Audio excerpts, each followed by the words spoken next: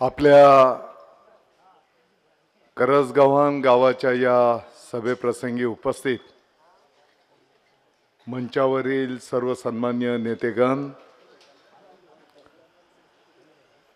मोठ्या संख्येने उपस्थित असलेले आमचे सर्व ज्येष्ठ माता पिता, महायुतीचे सर्व सन्मान्य नेते पदाधिकारी, उपस्थित बंधू आणि भगिनींनो, काही लोक बोलत होते करसगव्हाण फुटी गए।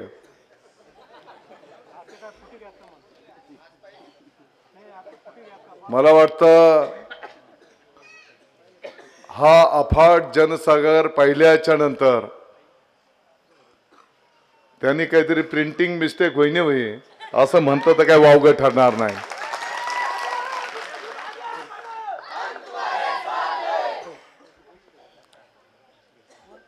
तुम्हाला काही रोजंदारी पगार पैसे देऊन आणलेला आहे?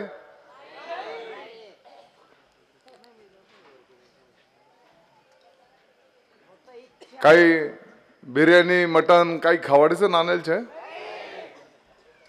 आज तर एकादशी आहे, म्हणजे काही पार्टी बिर्टी दिसा नाणायचे का? अजून तुम्ही फराळ सुद्धा केलेला नाही तरी तुम्ही आशीर्वाद देण्याच्यासाठी आलेले आहेत। आणि म्हणून या निवडणुकीला सामोरं जात असताना पाठीमागच्या काळामध्ये आपण काय काय कामं केली,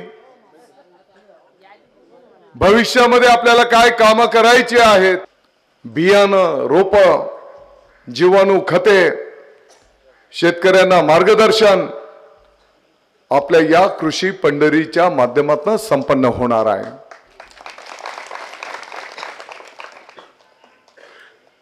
हजारो विद्यार्थी, शेकडोंचा स्टाफ, लाखो शेतकरी, त्यांचं कुटुंब, त्यांचे नातेवाईक, त्यांचा मित्र परिवार आपल्या मालेगावला जोडला जाणार आहे। मी तुम्हाला आज सांगतो, येणाऱ्या 4 ते 5 वर्षाच्या आत या मालेगावच्या विकासाचा इतिहास जो लिहिला जाईल त्याच्यामध्ये प्रमुख भूमिका या 5 कृषी महाविद्यालयांच्या कृषी पंढरीची आपल्याला दिसून येणार आहे।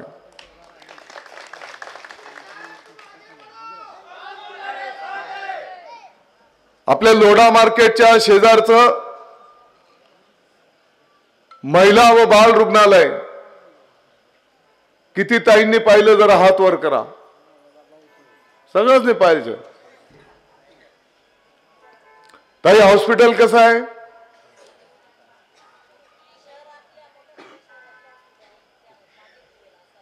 मोठ्या शहरांमध्ये सुद्धा असं हॉस्पिटल नसेल, खाजगी सुद्धा नसेल असा हॉस्पिटल माझ्या माय बहिणींच्या सेवेमध्ये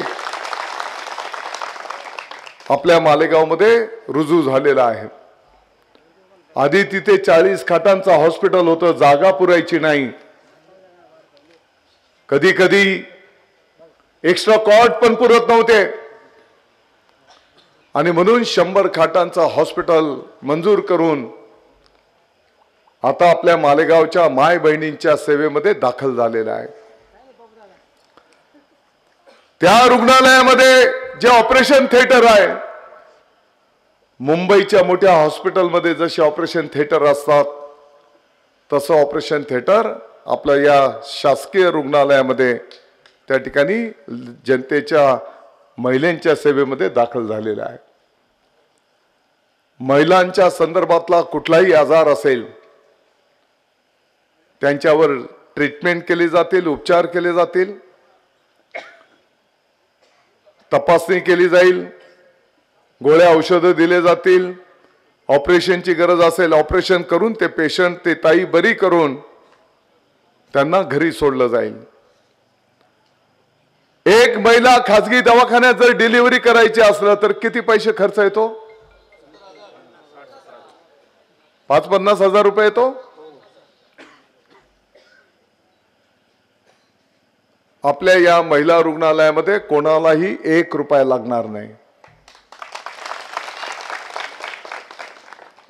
जे महिला पेशंट तिथे ऍडमिट होणार आहेत, डिलिव्हरीच्या साठी त्यांच्या जेवणाची भोजनाची सुद्धा व्यवस्था सरकारची जबाबदारी आहे. आपल्याला माहिती आहे, जर बाळ कमी वजनाचं जन्माला आलं तर त्या बाळाला काचेच्या पेटीत उपचार करावे लागतात. लहान बाळांचं यापूर्वी दुसरीकडे व्यवस्था, आई इकडे बाळ तिकडे. आता लहान बाळांच्या साठी सुद्धा उपचाराची तिथेच व्यवस्था केलेली आहे. आई पण तिथं राहील, बाळ पण तिथं राहणार आहे.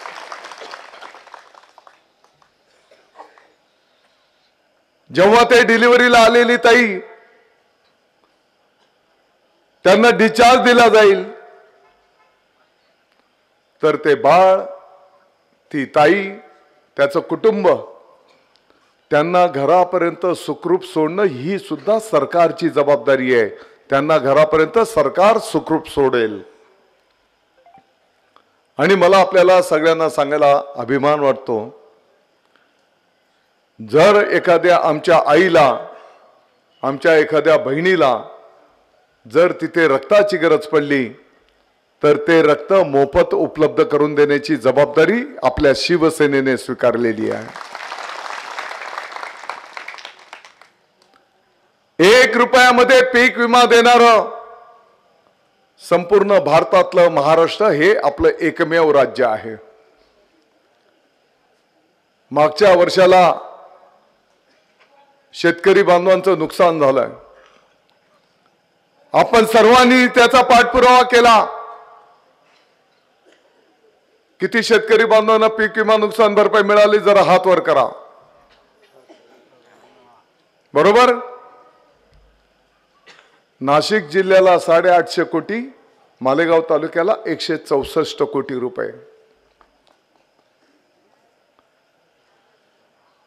7.5 हाऊस पॉवर पर्यंतच्या वीज पंपांना किती बिल लागतं? 0 बिल लागतं.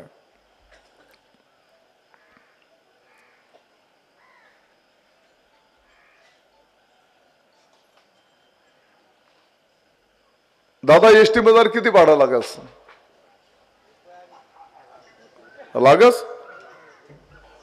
मोफत एसटी आहे का नाही? ताई, नातूसले भेटाले नाशिकले जा, पंढरपूरले विठ्ठलाच्या दर्शनाला जा, त्र्यंबकेश्वर जा. ताई, तुम्हाला अर्ध भाडं लागतंय.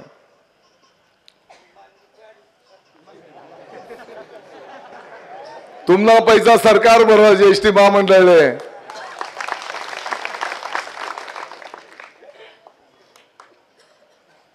आपल्याला आठवत असेल, परभणीच्या एका विद्यार्थिनीला उच्च शिक्षण घ्यायचं होतं, इंजिनिअरिंगला ऍडमिशन घ्यायची होती. तेव्हाचा नियम होता, सरकार अर्धी फी भरायचं आणि अर्धी फी पालकांना भरावी लागायची. त्या विद्यार्थिनीला शिकायचं होतं, परंतु पालकांची आर्थिक परिस्थिती नव्हती. त्या विद्यार्थिनीने खूप विचार केला, मला तर शिकायचं आहे परंतु पालकांची परिस्थिती नाही. आई वडिलांना त्रास नको म्हणून तिने फास घेऊन आत्महत्या केली. ही बातमी जेव्हा मुख्यमंत्री महोदय एकनाथजी शिंदे साहेबांना समजली, त्याच दिवशी रात्री मुख्यमंत्री महोदय यांनी माननीय चंद्रकांत दादा पाटील साहेब उच्च शिक्षण मंत्री महोदयांशी संपर्क केला, संवाद साधला आणि त्याच दिवशी आपल्या महायुतीच्या सरकारने निर्णय केला, आता महाराष्ट्राची एकही कन्या त्याच्या पालकांची आर्थिक परिस्थिती जरी नसेल आणि तिला जर शिकायचं आहे त्या सर्व विद्यार्थिनींची फी आता सरकार भरत आहे.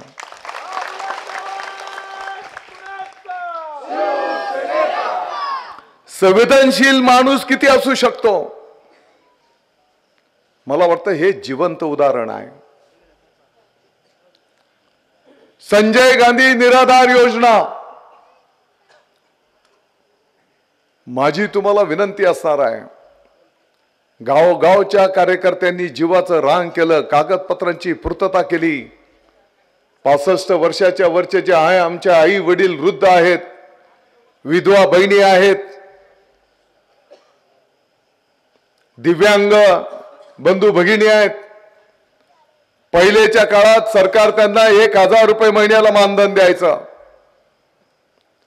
आत्ताच्या घडीला मुख्यमंत्री महोदय एकनाथजी शिंदे साहेबांनी ते 1500 रुपये केलं होतं.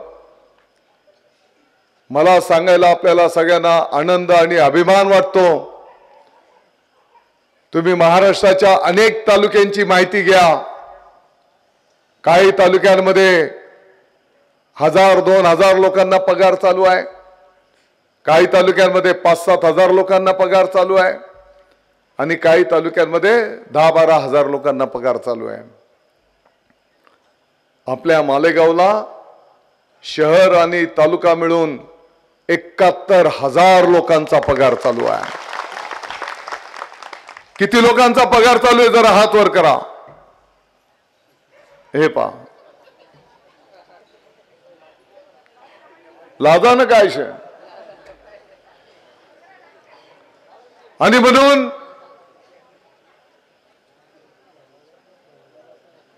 एक पुण्याचं काम आपली समिती असेल, गावोगावचे कार्यकर्ते असतील, तालुका पातळीवरचे पदाधिकारी असतील, माझी तुम्हाला विनंती आहे, यांच्यासाठी टाळ्या वाजून यांचं अभिनंदन करा. एवढं चांगलं काम या सर्व पदाधिकारी कार्यकर्त्यांनी केलं. कामगारांची योजना, त्या पेट्या असतील, संरक्षक किट असेल, भांडी असतील, मालेगावला 18,000 लोकांना ते किट वाटप करायचं आपल्या कार्यकर्त्यांनी कष्टपूर्वक काम पूर्ण केलेलं आहे.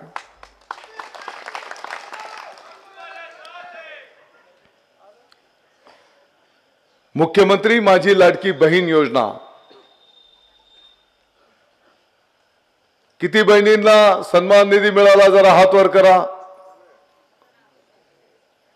आणि ज्यांना पगार मिळतोय ते पण हात वर करा, म्हणजे सगळ्यांचे हात वर झाले. आता जर काही 2-4 ताई राहिले असतील त्यांनी काळजी करू नका. आचारसंहिता संपली की त्यांचा सुद्धा सन्मान निधी त्यांच्या खात्यावर देण्याचं काम सरकारच्या वतीने केलं जाईल. मालेगाव शहर आणि तालुका 2,25,000 बहिणींचा सन्मान निधी त्यांच्या खात्यावर वर्ग केलेला आहे. राज्याचा जर विचार केला तर 2,50,00,000 बहिणींच्या खात्यावर त्यांचा सन्मान निधी वर्ग केलेला आहे. किती पैसे मिळाले? किती पैसे मिळाले?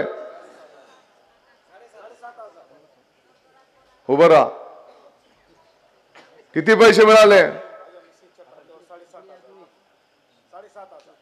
7,500. मुख्यमंत्री महोदयांनी 7,500 रुपये कोणाला दिले? मुख्यमंत्र्यांनी पैसे दिले लाडक्या बहिणीला. आणि हिशोब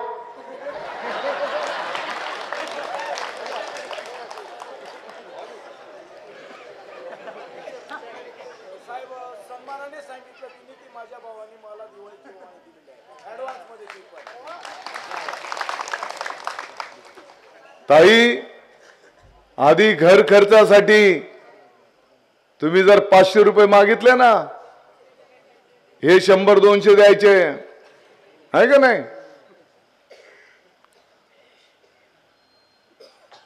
आणि विरोधी पक्ष तर कोर्टात गेला.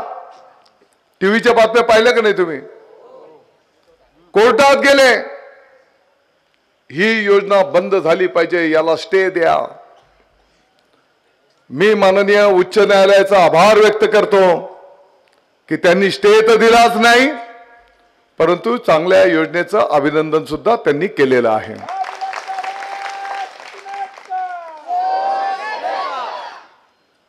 योजना चांगली आहे का वाईट आहे? काही भ्रष्टाचार आहे त्याच्यात? मंत्रालयातनं पैसे निघतात आणि डायरेक्ट खात्यावर जातात। काही पहिले तुम्ही 500 मागितले ते 100-200 द्यायचे।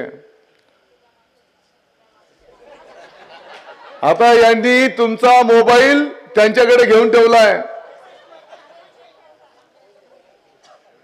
पैसे पडले का, SMS आला का, आहे का नाही? आणि ज्या दिवस पैसा पडणार SMS होना की तुम्ही घरात गोड बोलायला लाग गयात, आले आणि मग हळूच सांगतास मोटरसायकलवर बैस, बँकात जावांचे।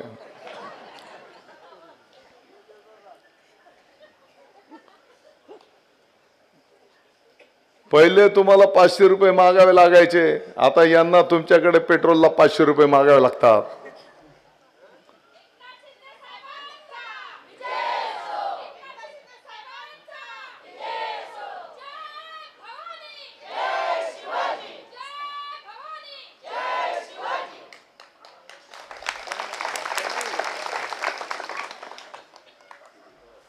पहिले विरोधी पक्षवाले बोलायचे यांच्याकडे पैसे नाहीत, हे सरकार कुठून पैसे देणार। आता 7,500 रुपये बहिणींच्या खात्यावर तर टाकले गेले आणि येणाऱ्या मार्च महिन्यापर्यंत जे पैसे लागणार आहेत लाडक्या बहिणींसाठी, त्यांचं बजेटमध्ये तरतूद करून तो पैसा तिजोरीमध्ये बाजूला काढून ठेवलेला आहे। आणि आता तुमच्यासाठी आनंदाची बातमी आहे, 1500 रुपयाच्या जागेवर आता तुम्हाला 2100 रुपये दिले जाणार आहेत।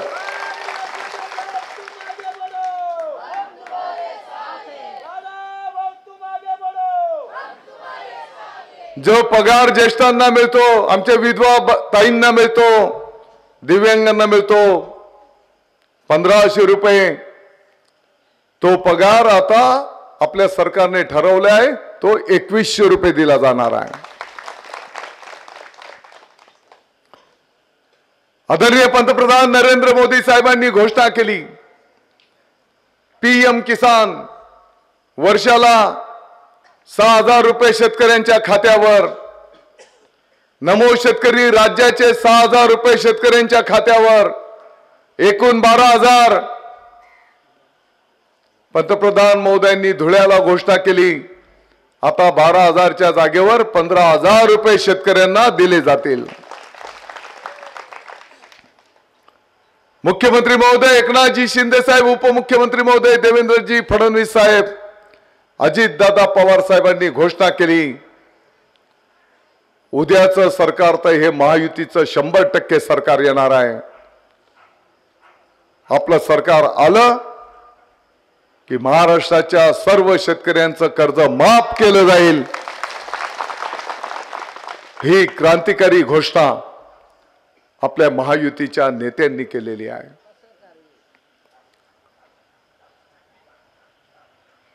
नानाजी देशमुख कृषी संजीवनी प्रकल्प, पोकरा योजना, शेतकऱ्याला विहीर पाहिजे, फळबाग लागवड, ड्रिप करायचंय, शेणनेट करायचंय, पॉली हाऊस करायचंय, ट्रॅक्टर घ्यायचंय, 70, 80, 90% सबसिडी। पुढच्या 6 वर्षाच्या साठी टप्पा 2 जो मंजूर करण्यात आला, 6000 कोटी रुपयांचा प्रकल्प।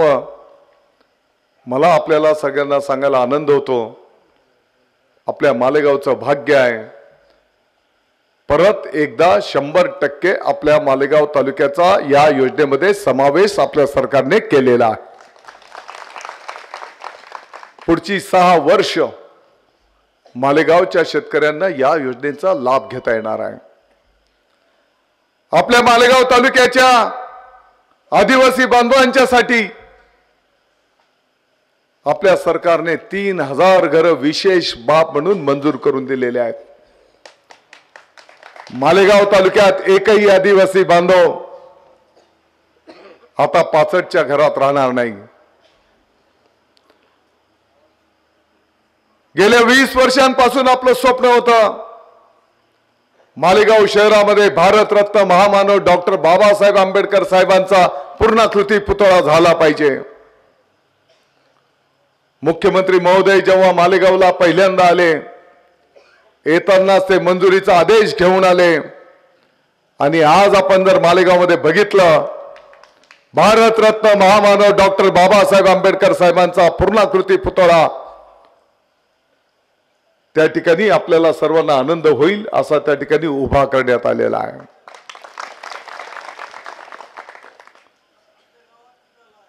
किती कामं सांगू शकतो, खूप मोठी यादी आहे.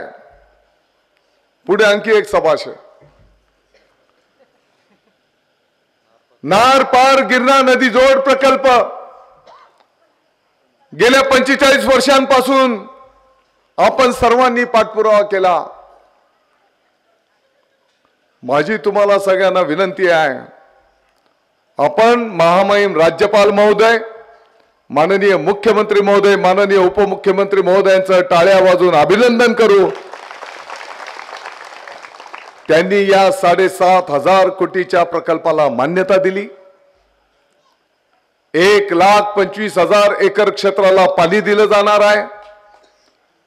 10 TMC याचा अर्थ अर्ध गिरणा डॅम किंवा 4 चनकापूर धरणं भरतील एवढं पाणी नार पार गिरणा नदी जोड प्रकल्पाच्या माध्यमातून उपलब्ध होणार आहे. मला वाटतं आम्ही मालेगावचं काही भाग्य असेल, मालेगावचं काही पुण्य असेल, आपल्या आई वडिलांची पुण्याई असेल, देवाचे आशीर्वाद असतील, या 7,500 कोटींमध्ये 525 कोटी रुपये या नार पारच्या प्रकल्पामध्ये डॉक्टर साहेब वर या. खऱ्या अर्थाने ही योजना डॉक्टर साहेबांनी एका काही वर्षापूर्वी मी अंत्यविधीला असं गप्पा मारत तिकडे बसलेलो होतो, त्या काळामध्ये डॉक्टर साहेबांनी हा विषय, मला वाटतं पहिली दुसरी टर्म असेल,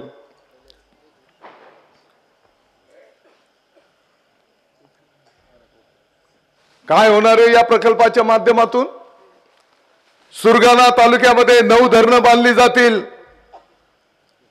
3 टप्प्यामध्ये पाणी लिफ्ट करून बोगद्याद्वारे गिरणा नदीच्या उगमावर सोडलं जाईल.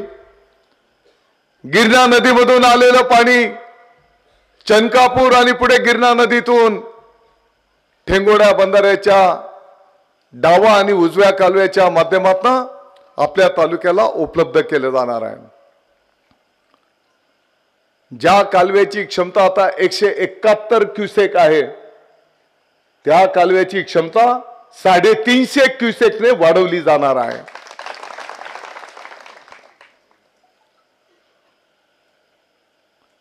जिथे 10 दिवस पाणी यायला लागायचे तिथे 5 दिवसात पाणी पोचणार आहे. आपल्याला माहिती आहे, इंग्रजांच्या काळापासून चनकापूरच्या धरणाचा ठेंगोड्या बंधाऱ्यापासून जो कॅनॉल निघालेला आहे, रावळगावच्या जवळून जातो. रावळगाव कडनं तुम्ही वंडेरला जाताना तो कॅनॉल क्रॉस करून आपण जातो. तिथे एक तलाव बांधला जाईल. त्या तलावामध्ये गिरणा नदीचं पाणी टाकलं जाईल आणि तिथून 3.5 किलोमीटर फक्त अंतरावर वंडेरकडे जाताना एक नगर ओळ म्हणून तलाव आहे, MIDC ला लागून रस्त्यालाच आहे. त्या तलावामध्ये हे पाणी लिफ्ट करून टाकलं जाईल. ते पाणी लिफ्ट करून टाकलं की ते धरण भरलं की एक चारी त्याची नाल्यात सोडली तर ते पाणी डायरेक्ट मोसम नदीमध्ये येत आहे, वडेल बंधाऱ्याच्या वरच्या भागामध्ये. वडेल बंधाऱ्याच्या वरच्या भागात पाणी आलं की मोसम साळ कालव्याच्या माध्यमातून ते पाणी मग कुकाणं असेल, लेंडाणं असेल, आपलं दैकुटे धरण खडकी आणि पुढे कानोळीच्या माध्यमातून पळास दऱ्याच्या पर्यंत ते पाणी जाणार आहे. तुमनं गाव पुढे सांगी राहिनो ना.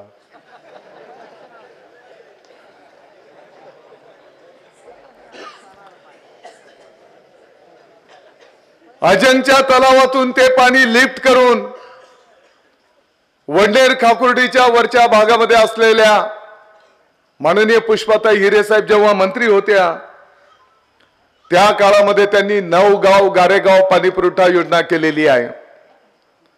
मोसम नदीचं पाणी लिफ्ट करून वळवाडी गावाच्या पर्यंत ते पाणी नेण्यात आलेलं आहे आणि तिथे टाकी फिल्ट्रेशन प्लांट आपण सगळ्यांनी बघितलेला आहे.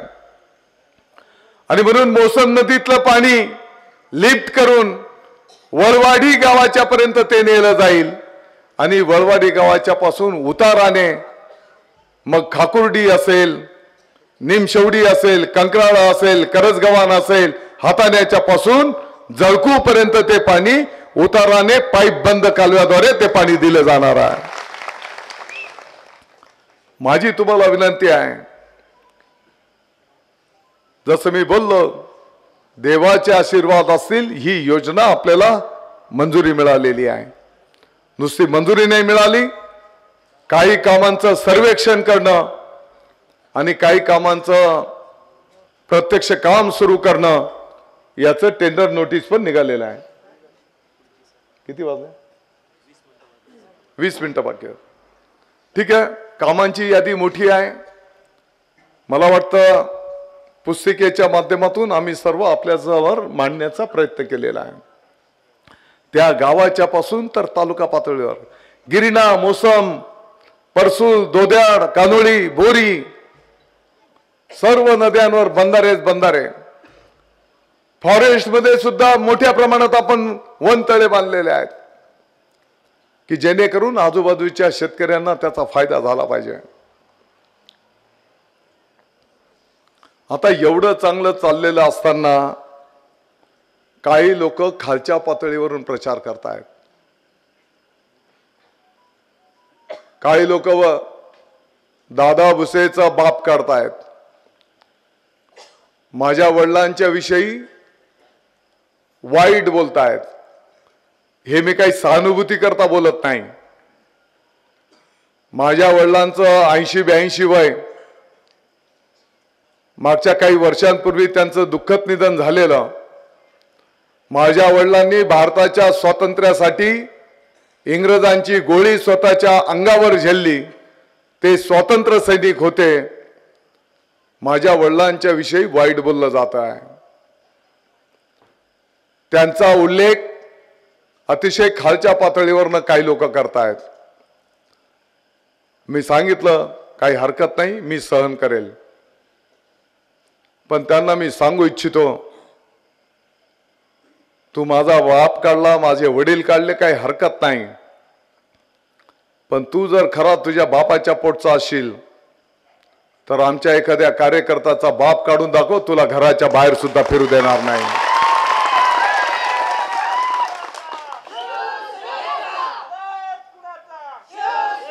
मला असं बोलायचं नव्हतं, परंतु त्यांचा स्तर घसरत चाललेला आहे. त्यांच्या पायाखालची वाळू घसरली. काय बोलतो? दादा भुसेने मालेगाव पासून तर मुंबई पर्यंत हायवे घेऊन टाकलेला आहे. ठीक आहे, गिना. पुढे काय बोलतो? दादा भुसेचा दुबईमध्ये बंगला आहे. दादा भुसेचा गोव्यामध्ये बंगला आहे.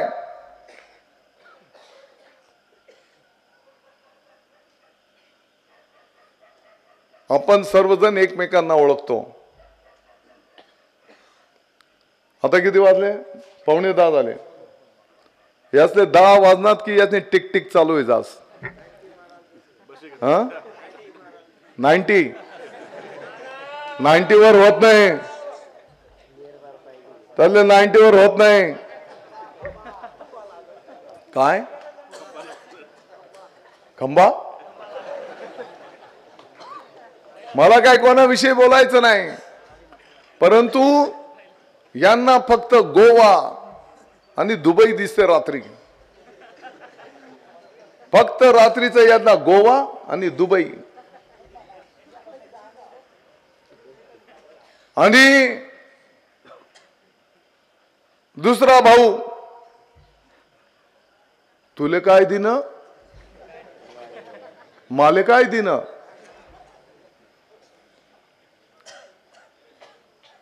बन्सी, तू 10 वर्षापूर्वी तुला ताप आला होता, मग मी तुले पावाले म्हणतो. तुले पावाले म्हणू तर पार्लेजीचा पुडा घे म्हणतो. हाव पाय फोटो. आता हा काही प्रचाराचा मुद्दा होऊ शकतो.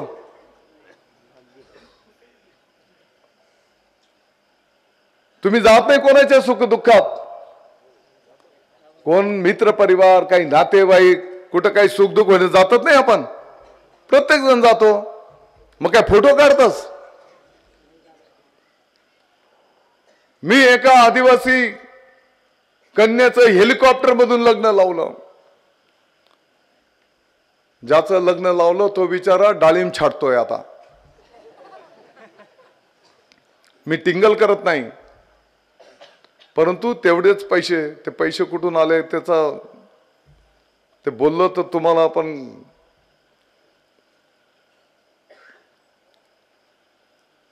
एकाने दुसऱ्याला फायनान्स करून, स्पॉन्सरशिप करून उभं केलेलं आहे. का उभं केलं? तू दादा भुसेचे मत खा, मग मी निवडी असो.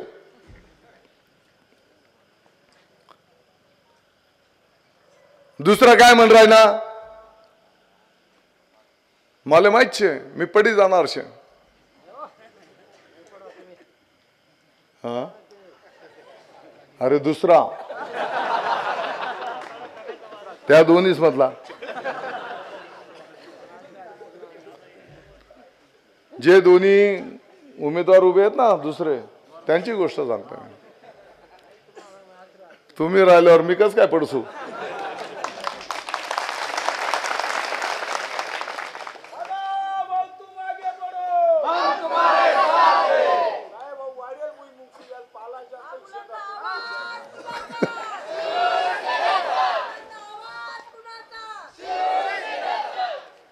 आणि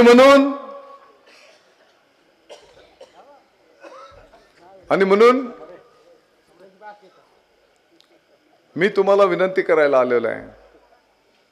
दुसरा काय बोलतो, मला माहिती आहे मी पडून जाईल, पण मी पडी गऊ तरी मी नफा मजार राहणार छे. तर तुम्ही मला एक गोष्ट सांगा, तुम्ही असं होऊ देणार आहेत? दादा भुसेला भेटायला कोणाची चिठ्ठी लागते? काही मजार कुत्रा मांजरा राहतस, कोण दलाल राहतस मजार. किती वाजता आपलं कामकाज चालू होत आहे? सकाळी 8 वाजेपासून चालू होत आहे, रात्री 10-11 वाजेपर्यंत. जेवढं शक्य आहे आपण समोरच्याचा प्रश्न सोडवण्याचा प्रयत्न करतो. आणि म्हणून मी आपल्याला विनंती करतो आहे, आपलं मत वाया घालवू नका. खूप कष्टाने आपण आपल्या मालेगावचं नाव मोठं केलेलं आहे. महाशिवपुराण कथेला किती लोक आले होते मालेगावला? सगळे आले होते. कसा झाला कार्यक्रम? एक नंबर. कुठून कुठून भाविक यायचे. आपल्या मालेगावने एवढी सेवा केली. ते महाराज आजही देशात कुठे कथा करतात तर आपल्या मालेगावचं नाव काढतात की नाही? एवढं आपल्या मालेगावचं नाव सर्वांनी मिळून मोठं केलेलं आहे आणि ही आपल्या मालेगावची संस्कृती आहे। तिथे अन्नदानाला पण नंबर लागायचे। तिथल्या लोकांना शेवटी 3 दिवस सांगावं लागलं की आता आम्हाला काय नको। तिथे राहिलेलं अन्नधान्य नाशिकच्या शिवपुराण कथेला दिलं गेलं। तिथे ज्यांनी भाविकांनी जेवण केलेलं आहे त्यांचे ताट धुण्याच्यासाठी माझ्या माय बहिणींची लाईन लागायची की आम्हाला सेवा करायची आहे। ही आपल्या मालेगावची संस्कृती आहे। काही लोकांना हे सहन होत नाही। त्यांना मालेगावमध्ये अशांतता निर्माण करायची आहे। त्यांना गुंडगिरी आणायची आहे। त्यांना 2 नंबरी धंदे चालू करायचे आहेत आणि दादा भुसे हे होऊ देत नाही म्हणून त्यांचा जळफळाट होतो आहे।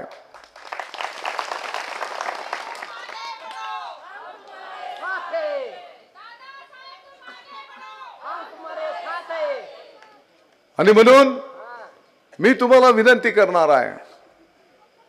आता काही लोक तर एवढ्या त्यांचं वाळू घसरली ते बोलतात दादा भुसेच्या गावागावात त्या आमच्या आई आमच्या ताई आरती ओवाळतात। मग काय वाईट आहे? आमच्या त्या आई आहेत, आमच्या त्या बहिणी आहेत, त्या आशीर्वाद देत आहेत आणि त्यांच्या आशीर्वादानेच धनुष्यबाणाचा विजय उद्याचा होणार आहे। त्यांना ते सुद्धा वाईट वाटतंय, टीका करतात। आता त्यांची कोण आरती करत नाही त्याला मी काय करायचं? हा,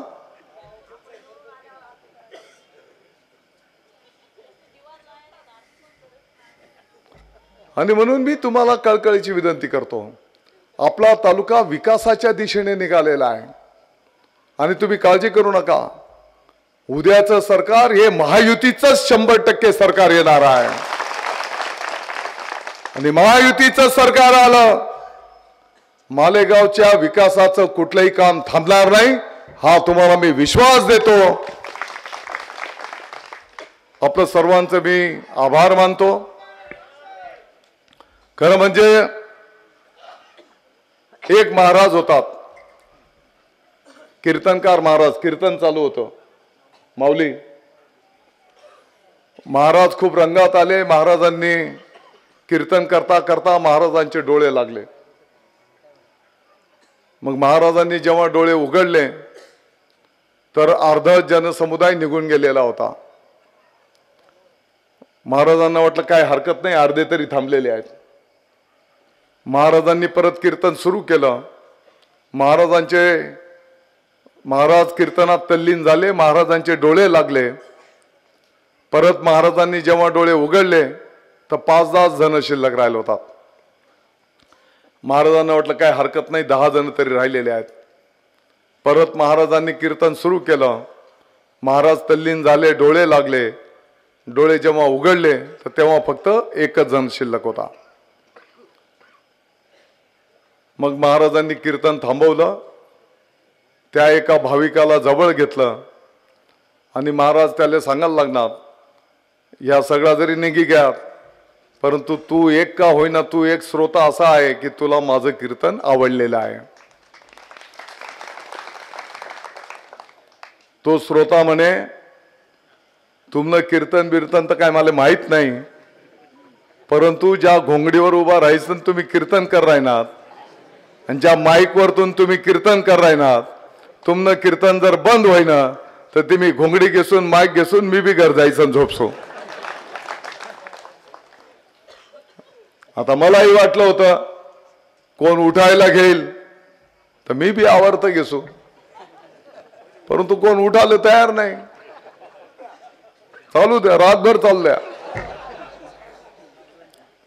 काही लोक बोलतात,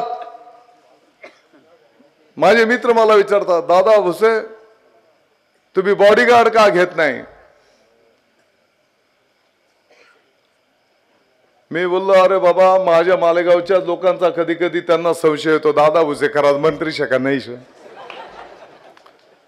मंत्री म्हटला की फौज फाटा गाड्या घोड्या लाल दिवा पोलीस, कधी दिसलं का तुम्हाला?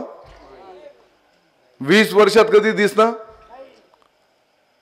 मी दादा भुसेला सांगितलेलं आहे, ज्या दिवस मंत्रीपद डोक्यात गए त्या दिवस तुझं दुकान बंद होई जाईल. कधी बॉडीगार्ड ठेवला नाही, कधी जॅकेट घातलं नाही. कारण का सामान्य माणूस थेट आपल्यापर्यंत येऊ शकला पाहिजे, तो बोलू शकला पाहिजे. आपल्या ऑफिसमध्ये त्याची जात पात धर्म, तो कोणत्या गावाचा आहे, तो कोणत्या पक्षाचा आहे, कधी विचारला आपण?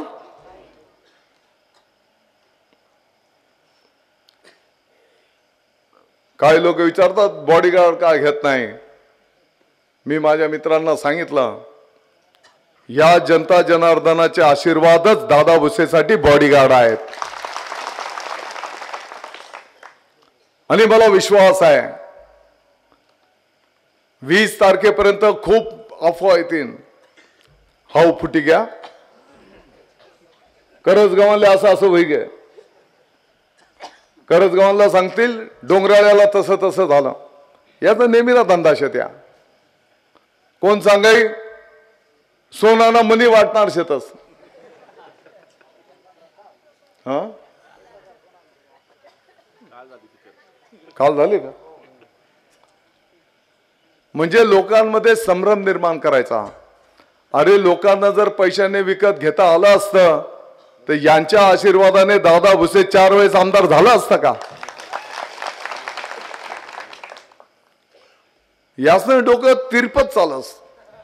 चांगली बुद्धी नाही तर बोलता ना गोव्याला बंगला आणि गामुकंड मुक, ते तुम्ही कोरा स्टॅम्पवर सह्या करतेस ते घी टाकतो.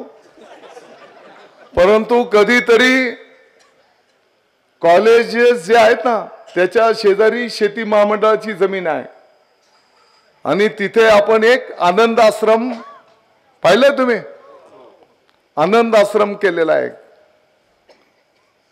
अरे प्रॉपर्टीवाला तू एक दिवस तिथे ये, तुले देव सुबुद्धी दी की जीवन काय आहे. 20 तारखेपर्यंत काही खोट्या अफवा येतील, त्याच्यावर तुम्ही विश्वास ठेवू नका. तुम्ही सर्वजण धनुष्यबाणाला आशीर्वाद द्या एवढीच कळकळीची विनंती करतो. आणि तुमच्या पुरतं मर्यादित न राहता आपले मित्र परिवार आपले नातेवाईक त्यांना सुद्धा धनुष्यबाणाला आशीर्वाद देण्याची विनंती करा. जय हिंद, जय महाराष्ट्र.